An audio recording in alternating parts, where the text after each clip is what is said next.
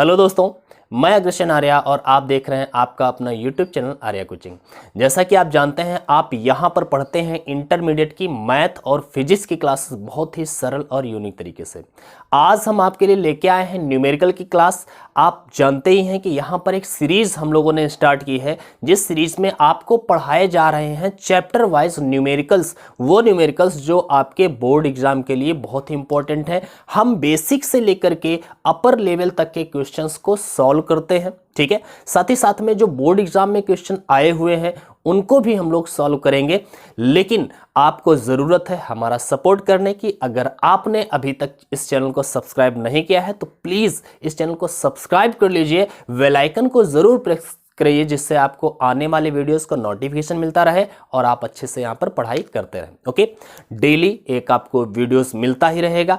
आप डेली अगर आप वीडियो देखते हैं तो ये मेरा दावा है कि आपको न्यूमेरिकल्स का जो भ्रम है, जो डर होता है न्यूमेरिकल का, आप लोगों के अंदर ये मिट जाएगा। ओके, सो ये मैं वादा करता हूं आपके साथ में कि अगर आप हमारा सपोर्ट करेंगे तो डेफिनेटली मैं आपका सपोर्ट करूंगा। और आपको सपोर्ट करने के लिए कुछ नहीं करना है, बस लाइक करना है वीडियो को शेयर ज़रूर करना है, क्योंकि अगर आप शेयर नहीं करते हैं तो बहुत सारे बच्चे इससे वंचित रह जाएंगे और नहीं पढ़ पाएंगे और हमारे वीडियोस पर व्यू कम आएंगे। तो फिर मेरा भी मन नहीं होता है कि आगे मैं वीडियो बनाऊं, आपके सामने आऊं, क्योंकि जब बच्चे देखते हैं, अगर मैं मेहनत कर रहा हूं तो हमारी मेहनत, अगर आप लोग उसका फ़ायदा उठा रहे हैं तभी तो हमारी मेहनत सफल है। अदरवाइज फिर फ़ायदा ही क्या हुआ कि अगर आप लोग वीडियो देखते भी नहीं है, ठीक है, और मैं पढ़ाता चला जा रहा हूं तो फायदा ही क्या है, ठीक है। तो आप लोगों से रिक्वेस्ट है कि वीडियो को शेयर करिएगा, लाइक करिएगा और एक प्यारा सा कमेंट जरूर छोड़िएगा, ठीक है।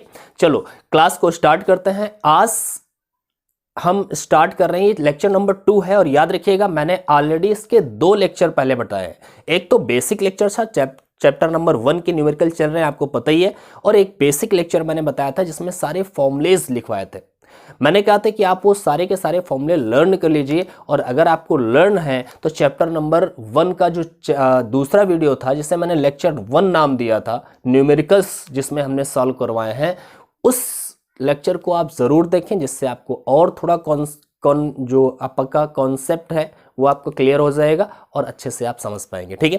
तो चलो आज के क्लास को स्टार्ट करते हैं। आज हम कुछ और क्वेश्चन लेंगे अन्य न्यूमेरिकल्स पर बेस, मतलब अन्य कह सकते हैं फॉर्मूले पर बेस। कल हम लोगों ने फॉर्मूले इस्तेमाल किए थे, F = Q1 K Q1 Q2 अपन R² कूलाम सला का। इसके बाद में वैद्युत क्षेत्र की तीव्रता का एक फॉर्मूला इस्तेमाल किया था, E = KQ/R², ठीक है। इसी पर बेस हम लोगों ने कुछ न्यूमेरिकल्स देखे थे। आज हम लोग उसके आगे चलते हैं और आगे फॉर्मूलों का इस्तेमाल करते हुए न्यूमेरिकल्स सॉल्व करते हैं, ठीक है।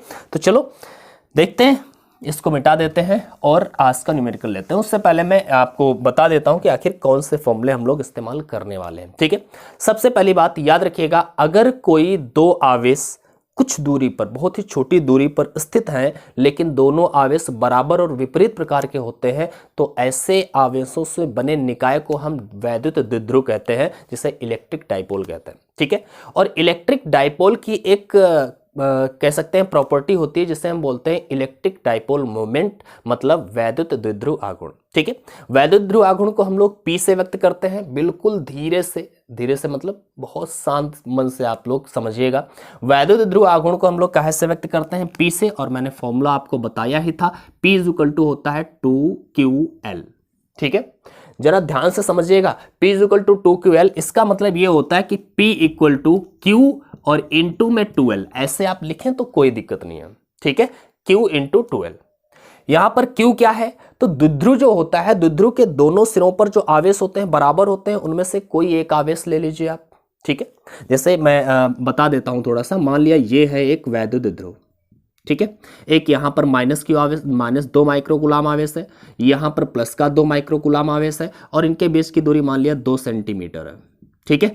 तो इनके ये जो वैद्युत ध्रुव है, इसके दोनों सिरों पर बराबर आवेश है, लेकिन विपरीत प्रकार का है, एक धनात्मक है एक ऋणात्मक है, ठीक है। तो इसमें से कोई भी एक आवेश ले लीजिए, चिन्ह आपको नहीं लेना है, माइनस या प्लस नहीं लेना है, आपको बस 2 माइक्रोकूलाम यहां पे रख लेना है। और 2L क्या है? इनके बीच की कुल दूरी, दोनों आवेशों के बीच की दूरी को हम लोग क्या बोलेंगे? 2L। L का मतलब है आधी दूरी, 12 का मतलब है पूरी दूरी। देखो मैंने जब डेरिवेशन करवाया था, आप लोगों ने देखा होगा, अगर हमारी इस क्लास को मतलब चैप्टर नंबर 1 के सारे लेक्चर पढ़े होंगे तो आपको पता होगा P = 2QL ही मैंने बताया था, ठीक है। तो यहाँ पर 12 क्या है, इनके बीच की दूरी।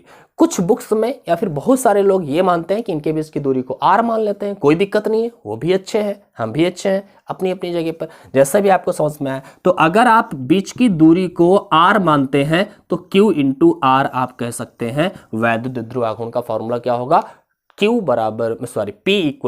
Q × R।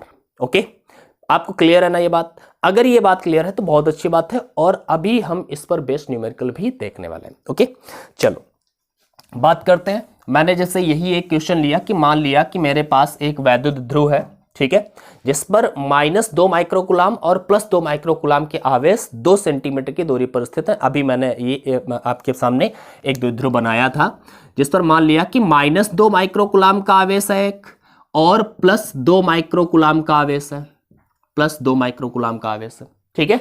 कितनी दूरी पर स्थित हैं दोनों, तो एक दूसरे से 2 सेंटीमीटर की दूरी पर स्थित है, ठीक है। आपसे पूछा जा रहा है इनका वैद्युत द्विध्रुव आघूर्ण ज्ञात कीजिए, ठीक है। तो वैद्युत ध्रुव आघूर्ण ज्ञात करना है तो आपको मतलब P ज्ञात करना है। अच्छा, दिया क्या क्या है, तो आवेश दिया है, आवेश दोनों बराबर हैं, तो हम Q = क्या लिखने वाले हैं, 2 माइक्रोकूलाम। और याद रखिएगा बच्चा कि माइक्रो का मतलब होता है 10⁻⁻⁶, मैंने कल भी बताया था ना। तो ये क्या हो जाएगा, 2 × 10⁻⁻6 कूलाम। ओके, इतना हो गया। इसके बाद में हम क्या करने वाले हैं, दोनों के बीच की दूरी क्या है, अगर आप R से लिखना चाहते हैं तो R लिख लीजिए इसे, अगर आप 2L से इसे लिखना चाहते हैं तो 2L लिख लीजिए दूरी को। और ये कितनी है, 2 सेंटीमीटर है। और मैंने बताया था कि सेंटीमीटर मुझे नहीं चाहिए होता है, क्या चाहिए होता है, मीटर। तो आप इसे मीटर में चेंज कर सकते हैं, और सेंटीमीटर को मीटर में चेंज करने के लिए 10⁻⁻2 से मल्टीप्लाई करते हैं, मीटर में चेंज हो जाता है, मैंने कल ही बताया था। ओके, तो ये सारी बात देखो, ध्यान से सुनिएगा हर एक वर्ड को। ये छोटा छोटा न्यूमेरिकल है, आपको पता, मुझे पता है कि आप ये जानते हैं, आप ये इसको आप सॉल्व कर चुके होंगे, दिमाग में ही सॉल्व करते हैं, अच्छी बात है। बट इवन आपको ये सारी की सारी बातें सुननी है, ठीक है। हो सकता है कि कुछ नया मिल जाए। और याद रखिएगा मैंने बेसिक से स्टार्ट किया है, अभी हम लोग और आगे बड़े बड़े क्वेश्चंस देखने वाले हैं, ठीक है। तो क्लास को स्किप मत करिएगा, और पसंद आए तो भाई लाइक कर दो, अभी तक नहीं किए हो तो कर दो यार, ठीक है। चलो, QR दोनों हमारे पास है, वैद्युत ध्रुव आघूर्ण आपसे पूछा गया, तो P = Q × R, यही तो फॉर्मूला मैंने बताया अभी, Q × R या फिर Q × 12, जो भी आपकी मर्जी हो वो रख ले सकते हैं। तो वैद्युत ध्रुव आघूर्ण Q का वैल्यू क्या है, तो 2 × 10⁻⁻6 है, R का वैल्यू क्या है, 2 × 10⁻⁻2 है। ओके, तो ये क्या हो जाएगा, P = 2 × 2 = 4 × 10⁻⁻6 -2 -8 हो जाएगा। तो 4 × 10⁻⁸ हो गया। और इसका मात्रक क्या होता है, तो कूलाम मीटर इसका मात्रक होता है। क्या होता है, कूलाम मीटर। ओके, तो ये हो गया, P का वैल्यू आ गया। कितनी छोटी सी बात है, लेकिन इस प्रकार के क्वेश्चंस पूछे जाते हैं एग्जाम में, जरूर पूछे जाते हैं, ठीक है। तो आप अब हम देखते हैं कि बोर्ड एग्जाम में जो क्वेश्चन आया हुआ है, मैं एक वो क्वेश्चन लेता हूं जो बोर्ड एग्जाम में पूछा गया है, ठीक है। चलो ठीक है, सेम यही क्वेश्चन बोर्ड एग्जाम में पूछा गया। मैंने अभी अपने मन से तो ये तो क्वेश्चन ले लिया था, बट इसमें थोड़ा सा अंतर है। बोर्ड एग्जाम में पूछा हुआ क्वेश्चन मेरे सामने रखा है, ठीक है, मैंने लिख के रखा है। इसमें दिया है 2 माइक्रोकूलाम के 2 बराबर, देखो भाषा समझ लेना भाई, भाषा। क्वेश्चन को सॉल्व करना मेन काम नहीं होता है फिजिक्स में। क्वेश्चन को सॉल्व करना मतलब कैलकुलेशन करना मेन काम नहीं है। मेन काम है आपका क्या, मेन काम है आपका क्वेश्चन को समझना, ठीक है, कि पूछ क्या रहा है और दिए क्या है वैल्यूज, ठीक है। यहां पर दिया है, क्वेश्चन मैं पढ़ रहा हूं, ध्यान से समझिएगा, और अगर लेटे हैं तो उठ के बैठ जाइए, पेन कॉपी उठाइए और लिखिए। मैं जो क्वेश्चन बोल रहा हूं इसको लिख लीजिए, और उसके बाद में इसको सॉल्व करिए, फिर मैं सॉल्व करूंगा, आप मिलाइए कि आपने सही किया है या नहीं। ओके, मुझे उम्मीद है कि आप सही कर लेंगे यार, अब 100% कर लेंगे। देखिए यहां पर क्या दिया है, क्वेश्चन दिया है, मैं बोल रहा हूं 2 माइक्रोकूलाम के 2 बराबर एवं विपरीत आवेशों के बीच की दूरी 3 सेंटीमीटर है। क्या दिया है, 2 माइक्रोकूलाम के 2 बराबर एवं विपरीत आवेशों के बीच की दूरी कितनी है, 3 सेंटीमीटर है। इसका वैद्युत द्विध्रुव आघूर्ण क्या होगा, आपको बताना है। कितना इजी क्वेश्चन है, इसी पर बेस है। मेरे ख्याल से आप कर लेंगे। यहां पर 2 माइक्रो कूलाम के बराबर और विपरीत आवेश कहे हैं, मैंने भी यही लिए थे, मैंने ऐसे ही ले लिए थे एग्जाम्पल में अपने हिसाब से, लेकिन मैंने देखा कि जो क्वेश्चन आया हुआ है उसमें भी यही है। ठीक है, कोई बात नहीं है, आप कर सकते हैं। बीच की दूरी 2 सेंटीमीटर नहीं बल्कि इसमें 3 सेंटीमीटर बता दिया है, तो 3 सेंटीमीटर रख सकते हैं। आर की जगह पर 3 सेंटीमीटर कर देंगे, 3 गुणा 10⁻² मीटर कर देंगे, फॉर्मूला लगा देंगे, 2 3 जा 6 हो जाएगा, तो 6 × 10⁻8 कूलम मीटर हो जाना चाहिए आंसर। मेरे ख्याल से आप ये कर लेंगे, मुझे बताने की आवश्यकता नहीं है। कर लेंगे ना? अगर कर लेंगे तो भैया आंसर मुझे कमेंट में जरूर बताइएगा। ओके, बताइएगा। चलो आगे देखते हैं और अगला क्वेश्चन देखते हैं। ठीक है, अगला क्वेश्चन दिया है, एक वैद्युत द्विध्रुव की लंबाई 4 सेंटीमीटर है। क्वेश्चन क्या है, इस क्वेश्चन को जरा ध्यान से समझिएगा और करते हैं। ठीक है, क्या दिया गया है? दिया गया है एक वैद्युत द्विध्रुव की लंबाई 4 सेंटीमीटर। वैद्युत द्विध्रुव की लंबाई का मतलब है कि वैद्युत ध्रुव पर जो आवेश होंगे उनके बीच की दूरी भी 4 सेंटीमीटर ही होगी। सिंपल सी बात है। तो वैद्युत ध्रुव की लंबाई को ही हम r कह रहे थे या फिर 2l कह रहे थे। ठीक है, तो आप r लिखिए या 2l लिखिए। 4 सेंटीमीटर क्या है, या तो r लिखिए या तो 2l लिखिए, जो आपकी मर्जी है। मैं आपके लिए यहां पर दोनों लिख देता हूं। r लिखिए आप 4 सेंटीमीटर, या फिर इसी को 2l लिखिए। कितना है? 4 सेंटीमीटर। ओके, तो उसने बताया एक वैद्युत ध्रुव की लंबाई 4 सेंटीमीटर है। ठीक है, जो क्वेश्चन में दिया है पहले उसको नोट कर लेते हैं और उसके बाद में आप सॉल्व करने के लिए दिमाग लगाएं। ठीक है, तो आप लोग क्वेश्चन नोट करिएगा। लेट करके, प्लीज लेट करके आप किसी भी वीडियो को ना देखें अगर पढ़ने बैठते हैं आप। ठीक है, बैठिए, पेन कॉपी लेके बैठिए हमेशा पढ़ने के लिए, तभी आप वीडियोस देखें। ठीक है, चलो दिया है एक वैद्युत ध्रुव जिसकी लंबाई 4 सेंटीमीटर है को एक समान वैद्युत क्षेत्र 10⁴ न्यूटन प्रति कूलाम से 30 अंश पर रखने पर 9 × 10⁻² न्यूटन मीटर का बल आघूर्ण लगता है। ओके, इसके बाद बताया द्विध्रुव के द्विध्रुव आघूर्ण की गणना कीजिए। ये क्वेश्चन आया है आपका, इजी क्वेश्चन है, बस आपको फॉर्मूला पता होना चाहिए। अगर लेक्चर नंबर 1 मतलब अगर बेसिक क्लास आपने देखा होगा तो मैंने सारे फॉर्मूले बता दिए थे, उसी में से फॉर्मूला आपको अप्लाई करना है। अभी देखते हैं कैसे लगता है। ठीक है, क्या बताया गया है? लंबाई दे दी गई है को एक समान वैद्युत क्षेत्र। वैद्युत क्षेत्र कितना दिया है? 10⁴ न्यूटन प्रति कूलम। तो वैद्युत क्षेत्र को हम काहे से व्यक्त करते हैं भैया, बताओ? वैद्युत क्षेत्र को काहे से व्यक्त करते हैं? ई से। तो ई कितना दिया है? 10⁴ न्यूटन प्रति कूलम। ओके, न्यूटन प्रति कूलाम के वैद्युत क्षेत्र से 30 अंश के कोण पर रखने पर, कितने अंश के पर रखा गया है द्विध्रुव को? 30 अंश पर। तो जो एंगल होता है थीटा से लिखते हैं, आपको पता ही है। 30 अंश पर रखने पर 9 × 10⁻² न्यूटन मीटर का बल आघूर्ण लगता है। मतलब 9 × 10⁻² न्यूटन मीटर क्या है? ये बल आघूर्ण आरोपित हो रहा है। बल आघूर्ण को भैया काहे से लिखते हैं, याद है क्या? याद होना चाहिए। बल आघूर्ण मैंने बताया था टाउ। क्या होता है? टाउ। तो टाउ इक्वल टू दिया है, सॉरी कितना है? 9 × 10⁻² newton metre. Okay, newton metre का बल आघूर्ण लगता है। द्विध्रुव के द्विध्रुव आघूर्ण की गणना कीजिए। क्या गणना करनी है? द्विध्रुव आघूर्ण, मतलब वैद्युत द्विध्रुव आघूर्ण P। बल आघूर्ण दिया है, द्विध्रुव आघूर्ण आपसे पूछा गया है, और याद रखिए बल आघूर्ण का फॉर्मूला आपके पास क्या था? Tau is equal to P E sine theta. Tau equal to P E sine theta. Lecture number 1 अगर आपने देखा है तो मैंने सारे फॉर्मूले उसमें बताए थे, आपको ये भी फॉर्मूला बताया होगा। अगर आपने लर्न किया होगा तो आपको पता ही होगा, और चैप्टर पढ़े हैं तो भैया पता होना चाहिए यार। ये बेसिक चीज नहीं पता होगी तो फिर क्या पता होगी आपको? ठीक है, तो ये क्या है? हमें पता है कि हमारे पास एक फॉर्मूला होता है tau equal to P E sine theta. Okay, P E sine theta यही होता है। टाउ का वैल्यू हम रख लेंगे, पी का वैल्यू रख देंगे, सॉरी पी तो निकालना ही है, ई साइन थीटा का वैल्यू रख देंगे। चलो रख देते हैं। टाउ का वैल्यू क्या है? 9 × 10⁻² इक्वल टू पी आपको ज्ञात करना है। ई क्या है? तो ई दिया है 10⁴ इंटू में साइन थीटा कितना है? 30 अंश। कोई दिक्कत नहीं, कर लिया। इसको लिखते हैं 9 × 10⁻² इक्वल टू पी 10⁴ इंटू में साइन 30 का मान 1/2 होता है। ठीक है, क्रॉस मल्टीप्लाई कर लेते हैं। ये कैलकुलेशन दुनिया जानती है, आप भी जानते होंगे, फिर भी मैं आपको बताता हूँ क्या करना है। क्रॉस मल्टीप्लाई में जो नीचे होता है इसको इधर कर दीजिए, जो ऊपर है उसको नीचे कर दीजिए। p इक्वल टू क्या बचेगा भैया, 9 इंटू 10⁻⁻2 है, इंटू में ये आ जाएगा 2 और अपान में आ जाएगा 1 और 10⁻4, तो 1 तो लिखते ही नहीं है, 10⁻4 लिखिए, इक्वल टू क्या बचेगा p। तो आपको हम कह सकते हैं कि p इक्वल टू क्या हो जाएगा भैया, 9 दूनी 18 गुणे में 10 की पावर कितनी, माइनस का 2 है, और 4 ऊपर जाएगा तो 10 की पावर माइनस की 4 हो जाएगी। सो p इक्वल टू आएगा 18 गुणे 10 की पावर माइनस की 6।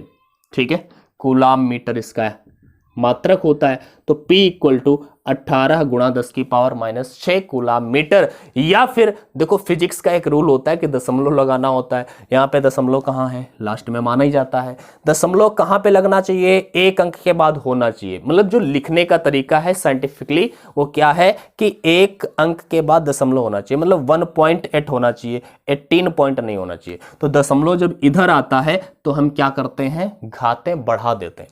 तो p इक्वल टू 1.8, दशमलव को इधर से इधर लाए, जब भी दशमलव इधर आएगा घात बढ़ जाएगी एक, तो हमने क्या किया 10 टू पावर कितनी लिखेंगे, सो माइनस का 5 लिख देंगे। एक घात बढ़ा दी तो -6 में 1 बढ़ाएंगे तो -5 हो जाएगा। अब कुछ बच्चे यहीं पर कंफ्यूज हो जाते हैं, भाई -6 में 1 बढ़ाएंगे -7। बहुत बच्चे ऐसे हैं हमारी ऑफलाइन क्लास में है ना, वो -7 कर देते हैं। तो ये -7 कहाँ से होगा, -6 में 1 बढ़ाना है तो मतलब 1 जोड़ देना है, और -6 में 1 जोड़ेंगे -5 ही तो आएगा। तो ये हो गया -5 कूलाम मीटर।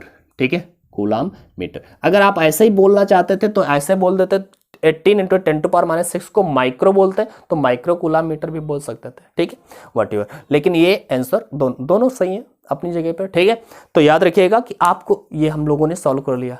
आसान था, बहुत आसान था, बस आपको समझना था वैल्यूज न्यूमेरिकल में क्या दी गई हैं वो नोट कर लिए। उसके बाद में फॉर्मूला आपको पता होना चाहिए, मैंने फॉर्मूले सारे बता ही दिए हैं, आपको लर्न कर लेना चाहिए। ठीक है, और उसके बाद में आप आसानी से सॉल्व कर पाएंगे। चलो आगे क्वेश्चन लेते हैं। ठीक है, आगे एक और क्वेश्चन दिया गया है, क्वेश्चन नंबर 3 लेते हैं, जो ये भी बोर्ड एग्जाम में आया हुआ है। हम लोग जो क्वेश्चन कर रहे हैं बोर्ड एग्जाम में आए हुए ही क्वेश्चन कर रहे हैं, समझ लो कि इसी लेवल का क्वेश्चन आता है आपके बोर्ड एग्जाम में। ठीक है, देखिएगा क्वेश्चन दिया है, किसी निकाय में 2 आवेश QA इक्वल टू +1.5 माइक्रोकूलम तथा QB इक्वल टू -1.5 माइक्रोकूलम क्रमशः 2 बिंदुओं दो बिंदु दिया है A, जिसके निर्देशांक दिए हैं -2 मिलीमीटर, 0, और B के निर्देशांक दिए हैं +2 मिलीमीटर, 0, पर स्थित है।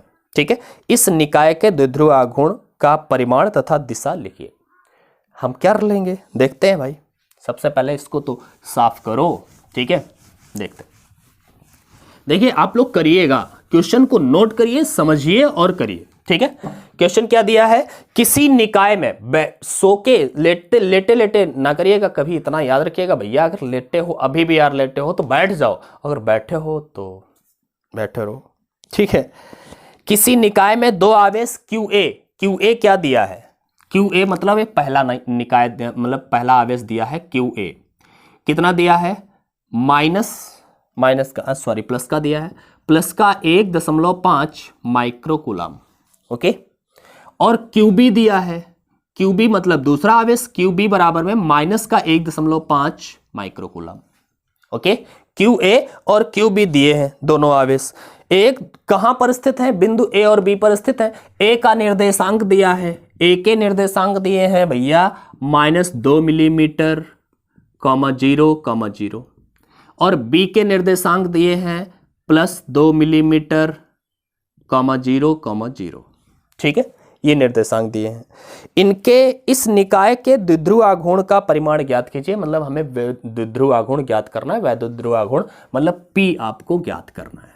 चलो ये भी क्वेश्चन हम लोग सॉल्व करते हैं, इजी है, आराम से आप कर पाएंगे, बस आपको समझने की आवश्यकता है कि आखिर हम अगर ये सवाल आप समझ गए ना तो सॉल्व करने में समय नहीं लगने वाला है। ठीक है, बस आपको समझना है, और बस यही मेरा काम है कि आपको क्वेश्चन समझ में आने लगे, क्या पूछ रहा है, कैसे हमें करना है, यही मुझे आपको सिखाना है। ठीक है, तो चलो सिखाते हैं। यहाँ पे देखिएगा दो आवेश हैं, बराबर है और विपरीत प्रकार के हैं, तो वैद्युत ध्रुव तो बन ही रहा होगा, सिंपल सी बात है। लेकिन इनके बीच की दूरी क्या है, दोनों आवेशों के बीच की, तो ध्यान से देखिए बिंदु ए और बिंदु बी के निर्देशांक अगर हम देखने का प्रयास करें तो यहाँ पर तीन निर्देशांक एक्स वाई जेड, तीन अक्ष दिए गए, त्रिविमीय ज्यामिति के रूप में इनके निर्देशांक दिए गए, ठीक है। तो एक्स अक्ष के निर्देशांक -2m और m है, और यहाँ पर 2 मिलीमीटर है, और यहाँ पर -2 मिलीमीटर है। y अक्ष के निर्देशांक 0 है, z अक्ष के निर्देशांक 0 है दोनों जगह पर, ठीक है। तो यहाँ पर मान लेते हैं ये x अक्ष है, ये y अक्ष है, ये z अक्ष है, x अक्ष है, y अक्ष है, z अक्ष है। मैं आपको समझा रहा हूँ, करने को तो ये 2-3 सेकंड का ही क्वेश्चन है, आप कर लेंगे, आपने कर लिया होगा मुझे पता है, फिर भी आपको थोड़ा फील आ जाए, ठीक है। ध्यान से देखिए, इसमें क्या है, इसका जो x अक्ष का जो ऋणात्मक दिशा होगा, ठीक है, -x अक्ष कहते हैं, वो इधर होगा, और y अक्ष का जो ऋणात्मक दिशा होगा वो ये होगा, और z अक्ष का जो ऋणात्मक दिशा होगा वो ये होगा, ठीक है। ये -x, ये -y, ओके, ऐसे कर लिया। अब यहां पर देखिए, यहां पर बताया है a जो है x अक्ष पर कितना है, -2 मिलीमीटर, तो मान लिया ये 1 मिलीमीटर था माइनस का, और ये 2, x अक्ष क्या माइनस का है, x अक्ष माइनस का यही है ना, तो -2 मिलीमीटर यहां से यहां तक की दूरी है, मतलब ये जो हमारा, ठीक है, यहां से यहां तक की मूल बिंदु से जो दूरी है कितनी है, -2 मिलीमीटर। यहां पर बिंदु a है, और +2 मिलीमीटर x अक्ष पर इधर साइड में है, ये 1 मान लिया, ये 2 मान लिया, तो प्लस का x अक्ष यहां पर 2 मिलीमीटर है, 2 मिलीमीटर, ठीक है, ये x अक्ष की धनात्मक दिशा में है। y और x वाले निर्देशांक 0 है, उनसे कोई लेना देना नहीं है, मतलब एक बिंदु ये है और एक बिंदु ये है, इनके बीच की जो टोटल दूरी है वो कितनी हो गई, तो भैया इधर 2 थी और इधर भी 2 है, तो टोटल दूरी हो गई 4। कितनी हो गई, 4। तो दोनों आवेशों के बीच की दूरी कितनी है, 4, जिसे हम r लिखते थे या फिर 2l लिखते थे, ठीक है। तो दोनों आवेशों के बीच की दूरी r आप लिखें, वो 4 सेंटीमीटर, सेंटीमीटर नहीं मिलीमीटर है भैया, तो यहाँ पर 4 मिलीमीटर लिखें आप, ठीक है, या फिर इसी को हम 2l भी कहते थे, ठीक है। सो 2l = r लिखें, या फिर r = r लिखें, ठीक है। वैद्युत ध्रुव आघूर्ण आपको निकालना है, फार्मूला आपको पता है, आपने अब तो कर ही लिया होगा। वैद्युत ध्रुव आघूर्ण P बराबर में होता है Q × R या फिर Q × 2l, वॉटएवर, ठीक है। तो P = Q का वैल्यू क्या है, तो 1.5 माइक्रोकूलाम है। कोई भी एक ही आवेश लेना होता है, QA ले लो या QB ले लो, ठीक है। 1.5 माइक्रोकूलाम है, तो 10⁻⁻6 कर दीजिएगा, और R का वैल्यू क्या है, 4 मिलीमीटर, तो 4 मिलीमीटर, भैया सेंटीमीटर को मीटर में बदलने के लिए 10⁻⁻ किससे गुणा करते हैं, -2 से गुणा करते हैं, बट मिलीमीटर को मीटर में बदलने के लिए 10⁻³ से गुणा करते हैं, किससे, 10⁻³ से मल्टीप्लाई करेंगे। सो P = बनेगा 15 × 60, 6.0 बनेगा, गुणे में 10 की पावर कितनी हो जाएगी, -9 कूलाम मीटर। ये हमारा आंसर आ जाएगा, ठीक है। करने को सवाल 2 सेकंड का था, बट आपको समझ में आना चाहिए कि आखिर कैसे आवेश रखे होंगे। ये जो ग्राफिकल मेथड है ना, ये आपके दिमाग में अगर सेट हो गया ना, तो आप कठिन से कठिन क्वेश्चन को समझ सकते हैं, और समझ को उत्पन्न करना है अपने दिमाग में। अगर आपने समझना सीख लिया ना क्वेश्चन को, तो फिर समझ लो आपने, फिर फिजिक्स आपको आ गई, ठीक है। चलो आगे देखते हैं, अगला क्वेश्चन लेते हैं जो हमारे पास क्वेश्चन है, उसका अगला क्वेश्चन लेते हैं, और अगला क्वेश्चन दिया गया है एक वैद्युत ध्रुव। बहुत अच्छा सा क्वेश्चन है, जरा ध्यान से समझिएगा, ठीक है। क्वेश्चन क्या है, एक वैद्युत ध्रुव 10⁵ न्यूटन प्रति कूलाम के वैद्युत क्षेत्र में, कितने बड़े वैद्युत क्षेत्र में, 10⁵ न्यूटन प्रति कूलाम के वैद्युत क्षेत्र में 30 अंश के कोण पर रखा है, ठीक है। इसके बाद बताया गया, और उस पर 6 × 10⁻⁻24 न्यूटन मीटर का बल आघूर्ण लग रहा है, ठीक है। वैद्युत ध्रुव आघूर्ण की गणना कीजिए। अभी मैंने एक ऐसे ही जस्ट इससे पहले मैंने एक जो न्यूमेरिकल बताया था, बिल्कुल इसी टाइप का था, आपको उसी टाइप का न्यूमेरिकल फिर बताया गया है, और ये बोर्ड एग्जाम में आया हुआ न्यूमेरिकल है, ठीक है।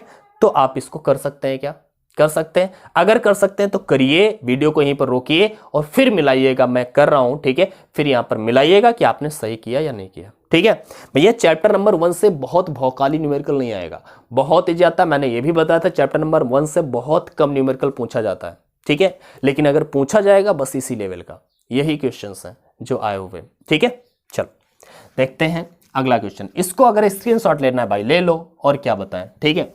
चलो ठीक है, देखो अगर भाई हमसे आप जुड़ना चाहते हैं या फिर हमारे जो नोट्स हैं मैंने टेलीग्राम ग्रुप पे डाल दिए हैं, तो अगर आप टेलीग्राम ग्रुप ज्वाइन करना चाहते हैं तो डिस्क्रिप्शन में लिंक दिया है, वहाँ से जा करके टेलीग्राम ग्रुप ज्वाइन कर लीजिएगा। वहाँ पर आपको सारे चैप्टर्स के नोट्स की मतलब PDF मिल जाएंगे, आप वहाँ पर डाउनलोड करके प्रिंट करा सकते हैं या फिर फ़ोन में ही रख सकते हैं, अच्छे से पढ़ सकते हैं उनको।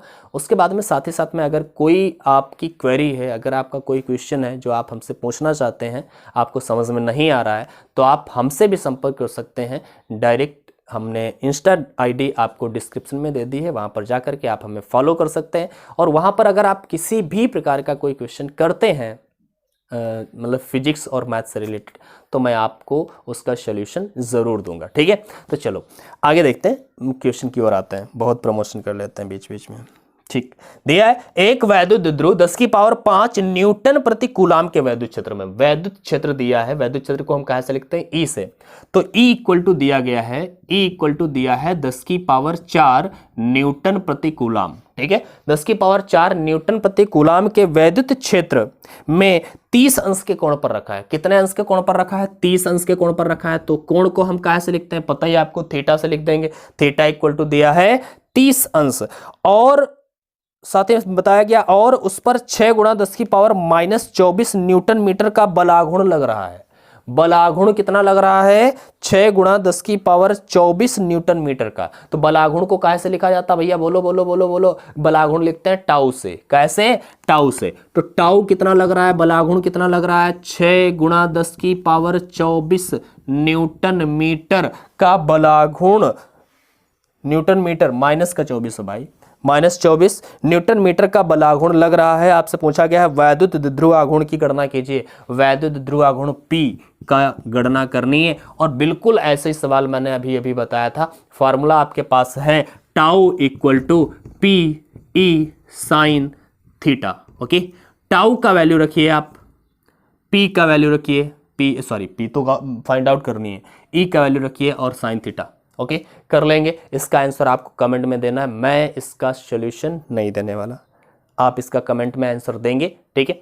और जिसका पहला कमेंट आएगा ना इसका सॉल्यूशन का, चलो पहले की बात नहीं करूँ, तो जितने भी कमेंट आएंगे सबका मैं नाम अगले वाले वीडियो में लेता हूँ, ठीक है, हाँ ठीक है, ठीक। चलो आगे देखते हैं अगला क्वेश्चन क्या है।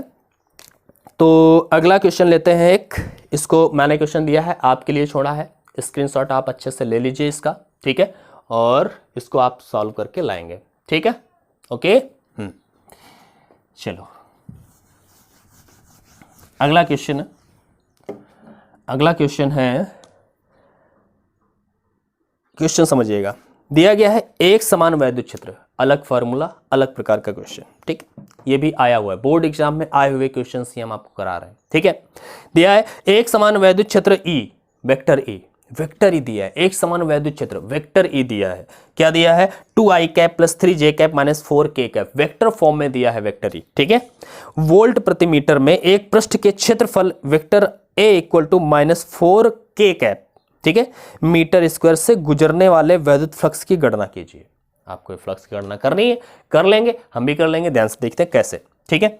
यहां पर दिया क्या है भाई, तो दिया गया है एक वैद्युत क्षेत्र, एक समान वैद्युत क्षेत्र, और वैद्युत क्षेत्र का जो इक्वेशन दिया है वेक्टर फॉर्म में दिया गया है 2i cap + 3j cap - 4k cap, okay. Volt प्रति मीटर, ठीक है, में एक पृष्ठ के क्षेत्रफल वेक्टर A इक्वल टू दिया गया है, वेक्टर A इक्वल टू, यह क्षेत्रफल भी वेक्टर फॉर्म में दिया गया है, क्या दिया है, -4k कैप मीटर स्क्वायर, ठीक है, मीटर स्क्वायर से गुजरने वाले वैद्युत फ्लक्स की गणना कीजिए। किसकी गणना करनी है? वैद्युत फ्लक्स। आपको गणना करनी है वैद्युत फ्लक्स। आप बताइएगा वैद्युत फ्लक्स को हम काहे से व्यक्त करते हैं? फाई ई से। ठीक है, फाई ई का फॉर्मूला क्या होता है? मैंने फॉर्मूले सारे बताए थे, आपको पता भी होगा, लर्न किए होंगे, मैं यहां पर भी तो बताऊंगा ही यार। फाई ई का फॉर्मूला होता है phi E equal to vector E into vector A, या फिर अगर मैं बात करूं जब वेक्टर हटाते हैं तो फाई ई इक्वल टू आता है ई ए कॉस थीटा। ठीक है, लेकिन यहां पर तो वेक्टर फॉर्म में ही दिए हैं तो हमें वेक्टर फॉर्म में ही लिखना है, कोई दिक्कत नहीं है, कर लेंगे, करते हैं। लेकिन कैसे करते हैं? फॉर्मूला क्या है? Phi A equal to vector E dot vector A. Okay, so phi E equal to vector E का वैल्यू क्या है? 2i कैप है प्लस 3j कैप है, इसके बाद में माइनस का 4k कैप है। डॉट लगाइए, वेक्टर ए कितना है? तो हमारे पास है माइनस का 4k कैप।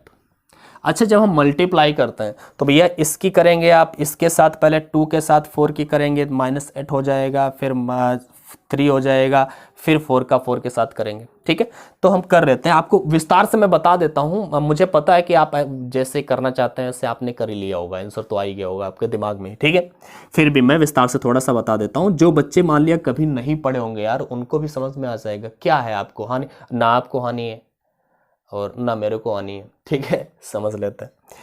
मल्टीप्लाई करते हैं भैया, -4 और 2 का मल्टीप्लाई, माइनस का 8i कैप और k कैप, यही तो होगा।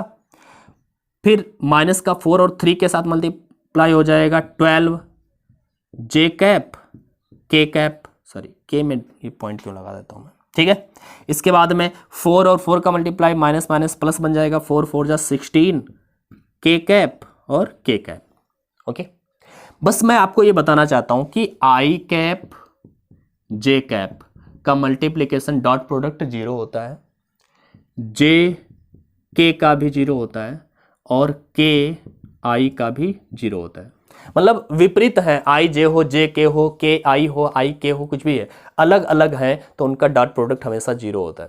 और इनका अगर मैं i के हूं तो i का 1, j और j का डॉट प्रोडक्ट भी 1 और k का भी डॉट प्रोडक्ट 1 होता है। तो यहां पर i k है तो ये 0 हो जाएगा, j k है ये भी 0 हो जाएगा, k वाला 1 हो जाएगा, तो ये 0 ये 0, तो फाई इक्वल टू क्या बनेगा भैया? 16 इंटू में k का क्या होता है? 1, तो 16 इंटू 1 16 आ गया, तो 16 आ गया हमारा आंसर। इसका मात्रक देखें तो न्यूटन मीटर स्क्वायर पर कूलम।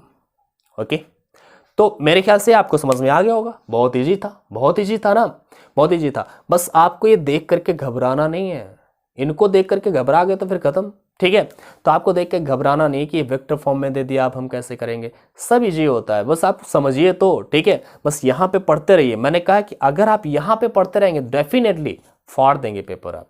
ठीक है, चलो, न्यूमेरिकल का डर तो खत्म हो जाएगा, खत्म हो जाएगा बिल्कुल। और अगर आप हमसे थ्योरी भी पढ़े, सारा का सारा मैंने फिजिक्स पढ़ा के रखा है यूट्यूब पे, चैनल पे सारी की सारी पढ़ी है, फ्री में पूरी प्लेलिस्ट पढ़ी है, तो आप वहाँ से पढ़ सकते हैं। ठीक है, और मैं चाहोगे अगर आप लोग कमेंट करोगे तो मैं सोच रहा था कि रिवीजन सीरीज एक स्टार्ट करूँ आप लोगों की। अगर आपका अच्छा रिस्पॉन्स रहा, आप लोग अगर रिस्पॉन्स अच्छा देते रहे तो फिर मैं स्टार्ट करूँगा रिवीजन सीरीज़ आप लोगों के एग्ज़ाम से पहले, और पूरा रिवीजन करेंगे जल्दी जल्दी से, तो अच्छे से मेरे ख्याल से आप पेपर कर पाएंगे। ठीक है, चलो, आपका जो भी रिस्पॉन्स रहेगा। इसको कर लिया, स्क्रीनशॉट लेना है तो ले लीजिएगा, आगे बढ़ते हैं। ठीक है, एक क्वेश्चन और लेते हैं, एक क्वेश्चन और लेते हैं जो कि मेरे सामने है, बोर्ड एग्जाम में आया हुआ ही क्वेश्चन है। ठीक है, चैप्टर नंबर 1 से 6-7 साल में, 6-7 मतलब करीब 4-5 से 6 साल में जितने भी क्वेश्चन न्यूमेरिकल वाले जो भी क्वेश्चन आए हैं, मैंने वो सारे के सारे यहाँ पर सेलेक्ट कर लिए हैं, यहाँ पर रखे हुए हैं। ठीक है, तो चैप्टर नंबर 1 के इतने ही न्यूमेरिकल आए हैं, एक मैं और क्वेश्चन देने जा रहा हूँ, और छोटे छोटे न्यूमेरिकल हैं वो आप बता देंगे। ठीक है, अभी मैं उनकी भी डिस्कस कर लूँगा। एक न्यूमेरिकल दिया गया है, अनंत लंबाई के एक समान आवेशित तार का रैखिक आवेश घनत्व। अब ये क्या होता है कह दो भैया, मैंने डेरिवेशन करवाया था और डेरिवेशन नहीं, तो मैंने जब फार्मूले लिखवाए थे पहली वाली क्लास में, फॉर्मूले लिखवाए थे, तो मैंने बताया था कि अगर आवेश किसी रेखा पर होता है, किसी लंबे तार पर स्थित होता है, तो अनंत लंबाई के तार के निकट वैद्युत क्षेत्र की तीव्रता का सूत्र क्या होता है। मैंने आपको बताया था, आपको याद होगा, अगर पता है तो कमेंट करके बताइए अभी। ठीक है, देखिए दिया कि क्वेश्चन, अनंत लंबाई के एक समान आवेशित सीधे तार का रैखिक आवेश घनत्व। रैखिक आवेश घनत्व को हम कैसे लिखते हैं? लैम्डा से लिखते हैं। कैसे? लैम्डा से। तो हम क्या लिखेंगे यहाँ पे? लैम्डा। लैम्डा क्या है? रैखिक आवेश घनत्व। चलो मैं लिख देता हूँ यार, हिंदी में भी लिख देता हूँ। ठीक है, क्या है? रैखिक आवेश घनत्व। रैखिक आवेश घनत्व जिसे हम क्या कहते हैं? लैम्डा। कितना दिया है? तो उसने बोला है रैखिक आवेश घनत्व, कहाँ गया भाई? हाँ, घनत्व 10 × 10⁻⁸ 10 × 10⁻⁸ कूलाम प्रति मीटर। ओके, कूलाम प्रति मीटर में ये यार कौन हिसाब से लिखे हैं? चलो कोई बात नहीं है, 10 × 10⁻⁸, इसमें करें 10⁻⁷, इसको डायरेक्ट हम कह ही सकते हैं, कोई बात नहीं है, इनकी मर्जी है। तार से 2 सेंटीमीटर दूर उत्पन्न वैद्युत क्षेत्र की तीव्रता ज्ञात कीजिए। तार से कितनी दूर? 2 सेंटीमीटर दूर। और तार से जितनी दूरी होती है उसे हम आर लिखते हैं। ठीक है, तो तार से दूरी कितनी है जिसे हम आर लिख रहे हैं? 2 सेंटीमीटर। मीटर में होनी चाहिए दूरी, तो क्या करेंगे? 2 × 10⁻² से मल्टीप्लाई कराएंगे तो ये काहे में हो गई दूरी? मीटर में आ गई। ठीक है, तो 2 सेंटीमीटर को हमने मीटर में बदल लिया है। अब हम क्या करेंगे? उत्पन्न वैद्युत क्षेत्र की तीव्रता ज्ञात कीजिए। मतलब वैद्युत क्षेत्र की तीव्रता आपको ज्ञात करना है, अर्थात ई ज्ञात करना है। फॉर्मूला आपको पता होना चाहिए वैद्युत क्षेत्र की तीव्रता कब? जब कोई आवेश किसी लंबाई पर वितरित हो। ठीक है, तो मैंने एक फॉर्मूला बताया था, अनंत लंबाई के आवेशित तार के निकट वैद्युत क्षेत्र की तीव्रता का सूत्र। क्या बताया था, आपको याद है क्या? E = ध्यान से देखिए, मैंने क्या बोला था? फॉर्मूला था आपका E = λ/2πε0r, ये फॉर्मूला था। या फिर मैंने इसी को कहा था, इसको ऐसे भी लिख सकते हैं, 1/4πε0 × 2λr। ठीक है, मैंने कहा था इसको हम k भी लिखते हैं, तो इसको हम ऐसे भी लिखे थे 2k λ/r। तो जैसे भी आपको फॉर्मूला याद रहे, आपको याद रखना है 2k λ/r, ये फॉर्मूला होता है, छोटा सा फॉर्मूला है। ठीक है, कब फॉर्मूला लगेगा? जब आवेश अनंत लंबाई के तार पर फैला होगा। ठीक है, तो ये फॉर्मूला हमारे पास। तो E = भैया k का वैल्यू तो आपको पता ही है, 2 लिखिए आप, इंटू में k का वैल्यू होता है 9 × 10⁻9। ओके, और इंटू में लैम्डा।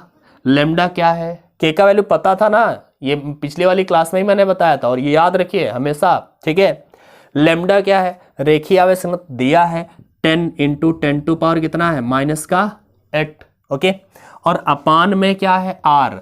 r का वैल्यू क्या है? तो r का वैल्यू है 2 × 10⁻, कितना? -2। सो 2 से 2 कैंसिल आउट कर देंगे। ओके, E = क्या लिख देंगे भाई? तो E = हम लिख देंगे 9 लिखिए, इंटू में 10⁻9, ये प्लस की है, एक ये प्लस की, तो 10 हो गई। 10 से 8 घटा दीजिए आप, तो 10 की पावर प्लस की 2 बचेंगी। कितनी? प्लस की 2 बचेंगी ना। और अपान में जो 10 की पावर -2 है ऊपर कर देंगे तो ये भी प्लस की 2 हो जाएगी। तो भैया E = क्या बन जाएगा यार? 9 × 10⁴, 9 × 10⁴ न्यूटन प्रति कूलाम। ये आपका आंसर आ जाएगा। वैद्युत क्षेत्र की तीव्रता क्या आ गई? 9 × 10⁴ न्यूटन प्रति कूलाम। ठीक है, बहुत इजी क्वेश्चन था, बस समझना था कि आखिर क्वेश्चन में क्या करना है, कौन सा फॉर्मूला अप्लाई करना है, बस यही तो सीखना है कि फॉर्मूला कौन सा अप्लाई करना है। अगर आपने फॉर्मूला इस्तेमाल करना सीख लिया कि कौन सा फॉर्मूला अप्लाई करना है, तो फिर आप आसानी से, फिर तो कोई टेंशन ही नहीं रह जाती है। ठीक है, तो कर लेंगे, मेरे ख्याल से कर ही लेंगे। ठीक है, और मेरे शायद मेरे पास क्वेश्चन तो समाप्त हो गए हैं। इतने ही क्वेश्चन थे चैप्टर नंबर 1 से, जो 5 से 6 पिछले 5 से 6 सालों में जो भी क्वेश्चंस आए थे, मैंने वो सारे क्वेश्चंस आपको एक्सप्लेन कर दिए। ठीक है, छोटे छोटे क्वेश्चंस बचे हैं, जैसे एक क्वेश्चन है, एक कूलाम आवेश में कितने इलेक्ट्रॉन होते हैं? एक कूलाम आवेश में कितने इलेक्ट्रॉन? इसको मैं मिटा देता हूँ। ठीक है, स्क्रीनशॉट लेना है ले लीजिए। एक कूलाम आवेश में कितने इलेक्ट्रॉन होते हैं, आपको पता होना चाहिए, तो लर्न रहता है बच्चों को, अगर अदरवाइज नहीं लर्न है फिर भी हम तो फाइंड आउट कर ही सकते हैं। एक कूलाम आवेश में कितने इलेक्ट्रॉन होते हैं, तो आवेश का वैल्यू दिया है एक कूलाम और इलेक्ट्रॉनों की संख्या पूछी गई है n। ओके, फॉर्मूला आपको पता ही होगा, Q is equal to NE।